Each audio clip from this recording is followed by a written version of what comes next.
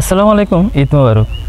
আমাদের গ্রামে 8:30টায় ঈদের জামাত ছিল এবং এখানে দুইটা বড় বড় কবরস্থান আছে এবং সবাই ওখানে কবর জিয়ারতের পর সবাই কোলাকুলির মাধ্যমে সবার ঈদের শুভেচ্ছা জানিয়ে থাকেন এবং আমরা গ্রুপ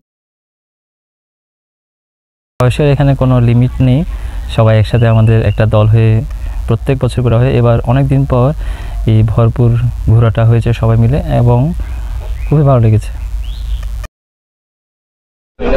আসসালামু আলাইকুম। আজকে অনেক বছর পর একটু ভালোভাবে ভরপুর ঘোরাফেরা হলো আমাদের ঈদে।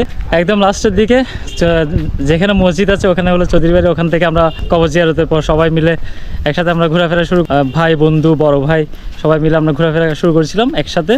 তো এখন লাস্টের দিন ঘোরাফেরা, মানে ঈদের ফার্স্টের দিন ঘোরাফেরা শেষ হচ্ছে, আর বাকিটা বিকালে ইনশাল্লাহ যার যার মতো এদিক ওদিক আত্মীয়ের বাসায় যাবে। তো ভাই কেমন লাগছে ঘোরাফেরা করে? সবাই একসাথে অনেকদিন ভরপুর ঘোরাফেরা। জি জি জি, অনেকদিন পরে আমরা। কেমন লাগছে ঘোরাফেরা করে সবার সাথে? ঈদ মোবারক। মাহমুদের ব্লগে ওয়েলকাম। শেষ পর্যায়ে ঘোরাঘুরি।